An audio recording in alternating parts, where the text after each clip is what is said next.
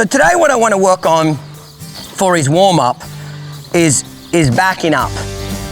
I think the backup in a reining horse or cow horse's training program is far underused, okay? You know, traditionally the backup's been kind of like, who gives a shit about the backup? You know, as long as he drags his ass and stops, who cares if he doesn't back up? Well, those days are changed now, okay? A great sliding stop with a phenomenal backup where the horse is heads down, he's hustling his feet, you know, he's straight, he's perfectly straight, there's lightness, he's soft. That'll take that +1 stop to a +1.5, or it'll take that +0.5 to a 1. But when you go down there and that horse attacks the ground and stops hard, but then he backs up like he's got concrete boots on, you know, he's stiff in the neck and he's all braced up, that won't win anymore. You know, that you could get away with that stuff, you know, in the 90s, okay, early 90s, you could get away with basically a shitty backup and it would still work. Hell, I know $1 million rider that made his whole career off a shitty backup, okay? But today it won't happen. You know, Sean Flaherty and Andrea Fapani, those two trainers kind of changed the reining industry on a backup. Those two guys, you watch their horses back up, they back up with lightness. They back up with softness. They're round. You know what I mean? Those guys said, okay, I'm gonna make a backup even better. Well, to get a backup to be better, you gotta work on a backup. You know, you gotta treat it kind of like any other maneuver. If you wanna make a turnaround better, what do? You work on the turnaround, okay? Well, I feel the same way about a backup. Me personally, I love working on a backup for a couple reasons. One, it's gonna make the backup in the show pen so much prettier and nicer. But two, the better your horse backs up, typically the better he'll stop.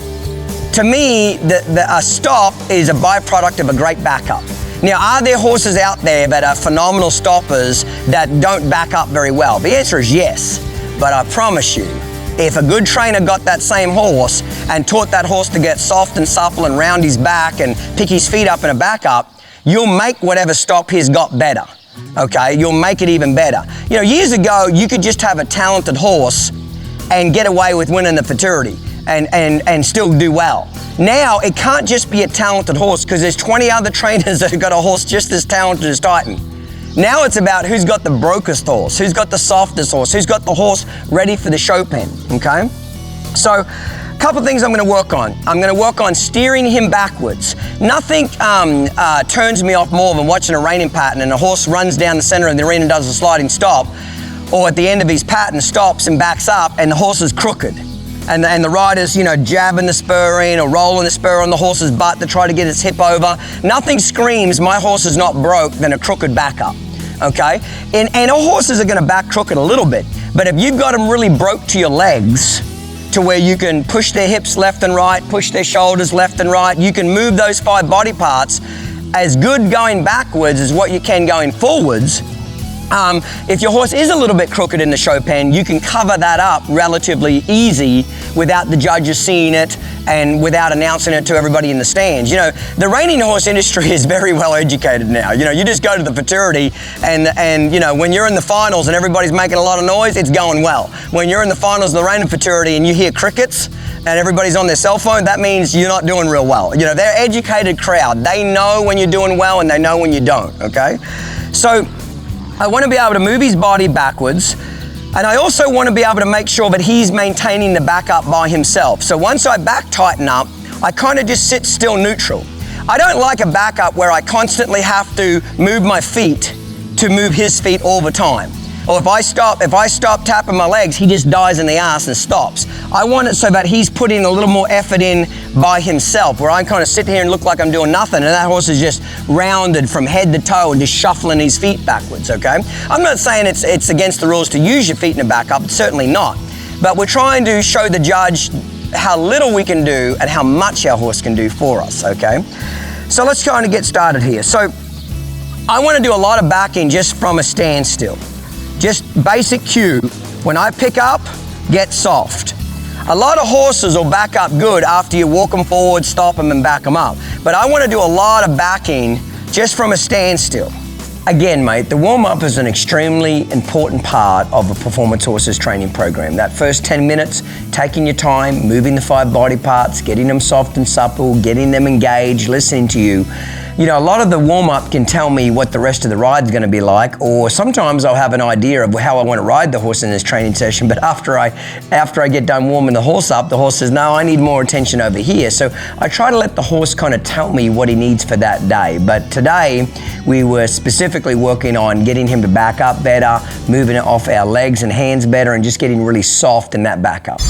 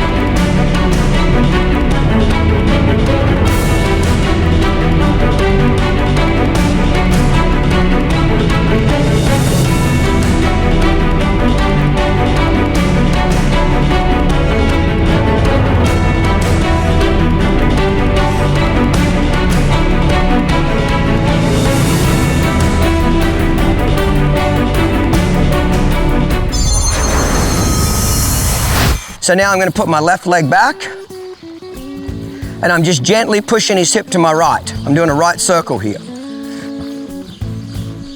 And now when I come out of this, I'm just going to bump him here. It feels a little stiff. Now I'm just going to sit here and put my hands down. He's a little crooked with his left shoulder. Whoa. Now because he's deaf, he doesn't hear me, so his cue for me to stop backing is I put my hands forward like that on his neck. When the ones that aren't deaf, I just say the word whoa and they stop.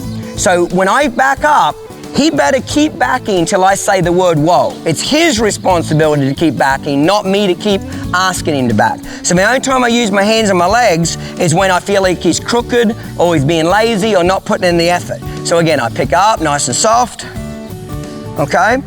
Automatically his hip went slightly to my left. So I'm gonna push his hip to the right. So how many circles will I do, or which way will I go? I let him tell me. I push his hip the opposite way it wants to go. Now I always try to finish, bump him in the belly there. Cool. So right there, I just kind of tested him a little bit, and I picked up a little bit firmer, and he kind of raised his neck up. So how did I get his neck down? With my legs, bump him in the belly. Remember, when the back is up, the head is down. When the back is hollow, the head is up. Round their back. You do that through your legs, okay? Your feet move their feet. So he feels pretty straight there. So now I'm gonna go the opposite way. If I don't feel him leaning a certain direction, I'll make sure I back him in both types of circles here. You know, both directions, I suppose, is what I'm trying to say. Now, just to test him, I'm gonna pick up. There, that was better. Cool. Now that time when I picked up, what do I mean by pick up? He was already backing, but I just pulled a little harder and said, hey, how are you gonna react to that? Are you gonna puke it up and throw your head up in the air, or are you gonna say, okay, Clinton, I wanna be good, I'll get back. And he gave me the right answer, okay? So pick up again. So I typically always finish the back up in a straight line, almost like the straight line's the reward. Now what I'm gonna do is I'm gonna push his hip the opposite way. So, you know, I wanna be able to do figure eights with my horses. Now I'm gonna put my right leg back. Notice I'm not digging my spur into his side. I'm not rolling it. You know, I work on this quite a bit to get it finessed. I leave my hands down. Whoa. So, if I can get my horse backing up really well by himself, theoretically, his own momentum, at home, you lose about 30 to 40% of your horse's talent, ability, and concentration when you show a horse. That's just reality, okay? Whatever you've got at home in the warm-up pen, typically 30 to 40% of that's gonna disappear when you get to the show pen. So if I can get my horse backing up without me helping him, see, like right here, he feels a little bit stiff, a little bit crooked. He's pushing his left shoulder into me. Pushing his left shoulder into me. Whoa.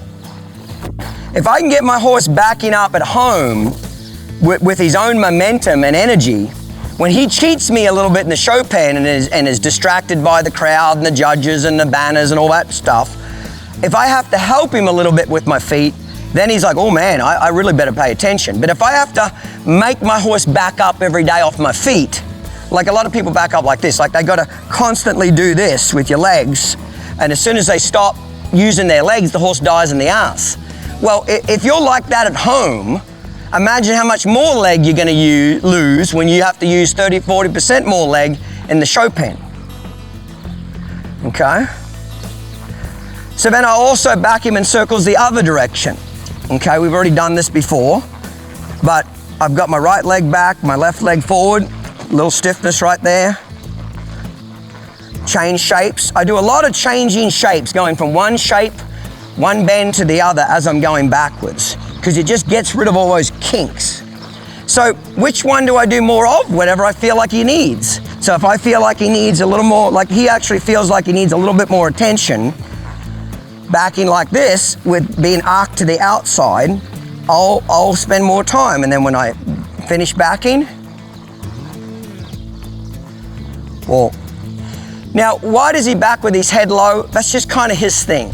You know, I don't really expect it to go that low. When I say want it to, I really don't care, because he's not going to back up that low in the show pen, I doubt it. But that's just kind of his thing. So as long as he's soft and I pick up on his face and he gives to me, as long as he does those things, like when I pick up here, as long as he gets soft, I don't really care where he puts his head as long as it's soft. Now, pick up. Now I'm actually starting to do a lot of this one-handed with him as well. There's two types of backing horses up, meaning that a lot of horses will back up well when you drive them forward, you take your legs off, you say whoa, and then go from the forward motion into backward motion.